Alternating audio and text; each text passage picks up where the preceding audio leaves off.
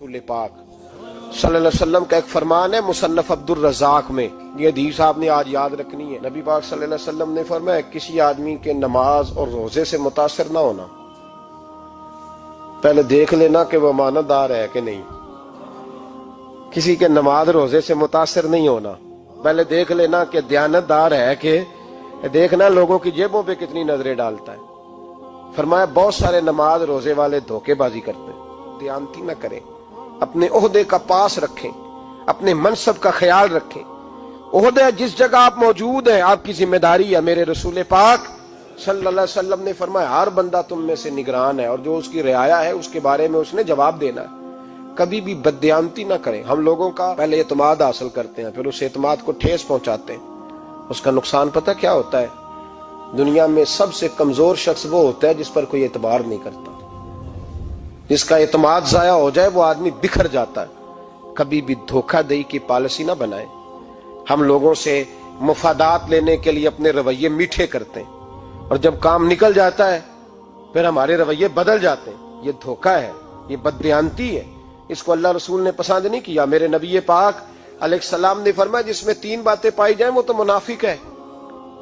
अगरचे उलमा कहते हैं यहाँ मुनाफिक इत्कादी मुराद नहीं, मुनाफिक अमली मुराद है, लेकिन हुजूर ने फरमाया मुनाफिक है। या रसूलल्लाह कौन? फरमाया वो बंदा जब बात करे तो झूठ बोले, जब वादा करे तो मुखालफत करे, जब अमानत रखी जाए तो बददयानती करे। ये तो बंदा मुनाफिक है।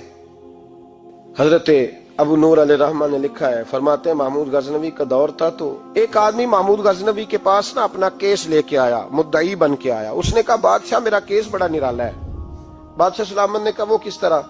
कहने लगा ये मेरे पास एक थैली है, मैं ना सफर पे जाने लगा तो ये थैली पूरी हीरों की भरी हुई। फलां इलाके के जो काजी साहब है ना, मैं जाती दफा मैं कहीं सफर पे जा रहा था तो मैं उनके पास छोड़ गया कि रास्ता लंबा है, कहीं कोई मुझसे छीन ना ले, हीरों की भरी हुई थी। कुछ दिनों के बाद मैं वापस आया हूं, काजी साहब ने मुझे थैली वापस की है तो इसमें हीरों की बजाय खोटे सिक्के निकले। अब मैंने काजी साहब से कहा है तो काजी साहब तो मेरे गिरेबान तक आते हैं, वो कहते हैं बता कहीं से फटी है, खुली है? वो जिस तरह टांके लगा के तूने सी थी उसी तरह लगे हुए हैं कि नहीं? तो हुजूर लगे भी बिल्कुल उसी तरह है, ना फटी है ना खुली है। अब मैं लुट गया हूं, मेरी कुल उम्र की कमाई जाया हो गई, खोटे सिक्के कहां और हीरे कहां? तो मेहरबानी करें और आप की बारगाह में अल्लाह रसूल के नाम पर हलफ देता हूं कि मैं हूं बिल्कुल सच्चा। महमूद गजनवी कहने लगे तू जा, थैली छोड़ जा और जब मैं तुझे बुलाऊंगा फिर दोबारा आना। वो शख्स चला गया। महमूद गजनवी उठे, दरबार बर्खास्त किया, लोगों से कहने लगे चले जाओ, मैं 3 दिन के लिए सैर करने जा रहा हूं, 3 दिन के बाद लौटूंगा। अकेले जब रह गए ना महमूद दरबार में तो महबूब ने छुरी मंगाई।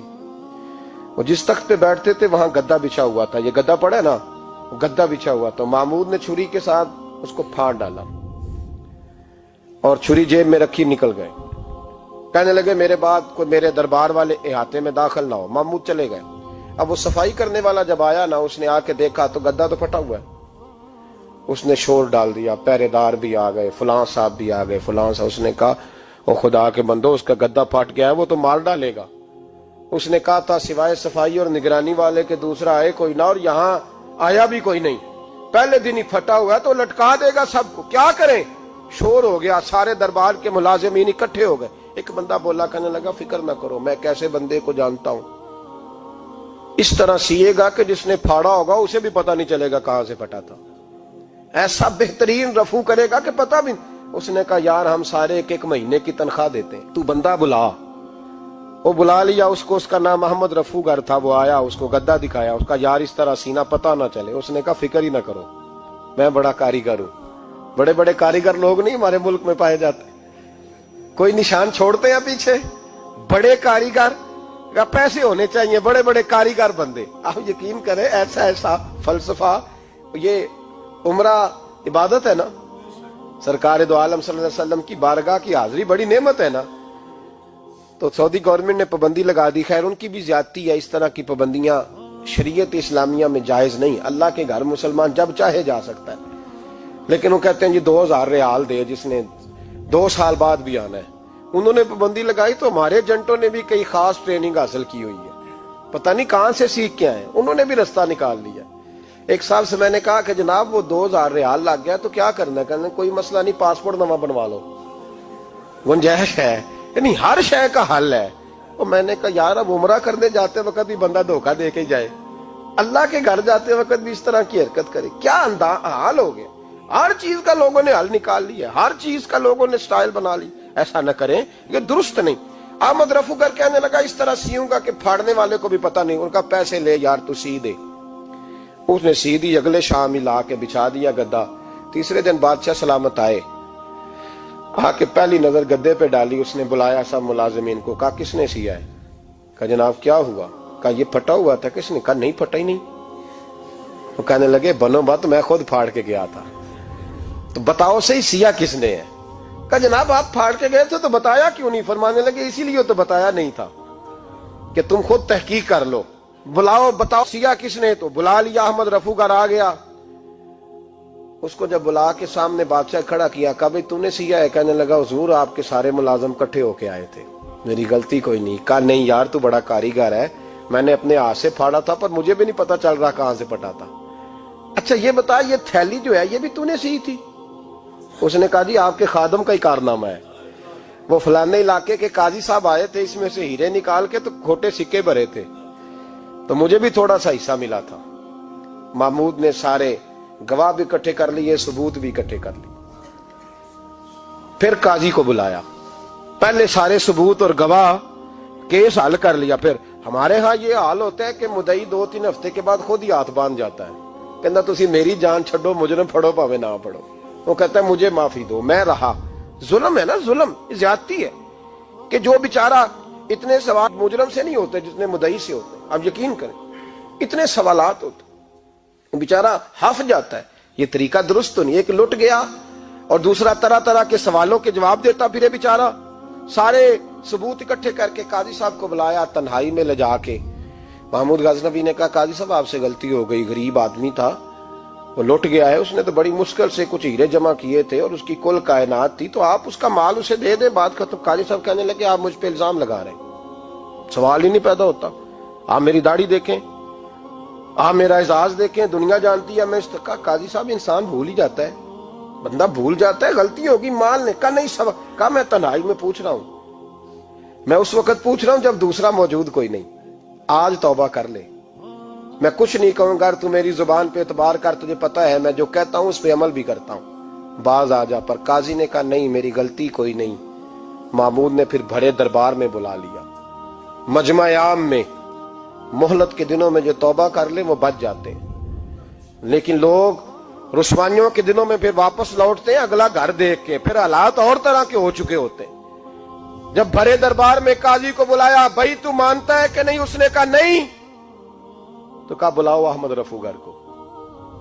جب احمد رفو گر آیا تو بوڑھے قاضی کی ٹانگیں کانپنے لگی، جملے ٹوٹنے لگے، لفظ زمین پر گرنے لگے، بات صحیح نہیں ہوتی، زبان لڑکھڑانے لگی۔ محمود کہنے لگے قاضی میں نے تجھے کہا تھا وہاں مان جا بات، اب بڑے دربار میں بول۔ تو جب قاضی صاحب کی گردن خود بخود جھک گئی تو دنیا سمجھ گئی، کہا نکل جا میرے دربار سے۔ محمود بولے نکل جا، اتنی تجھے عزت دی، اتنی بڑی تنخواہ دی، قاضی بنایا، اور یہ چھوٹی سی رقم کے لیے، تھوڑی سی رقم کے لیے تو بددیانت ہو گیا، چل چلا جا، نکل۔ قاضی دربار سے نکلا تو لوگ لعنتیں برسانے لگے۔ کل جو دکانیں چھوڑ کے سلوٹ کرنے آتے تھے وہ کہنے لگے اس کی عمر دیکھو، اس کے کام دیکھو، دیکھو اس نے کیا کیا۔ گھر گیا، بچے جن کے لیے پاپ کمایا تھا، جنہاں لی تو پاپ کمائے ہن کتھے نہیں ہو تیرے کر دے۔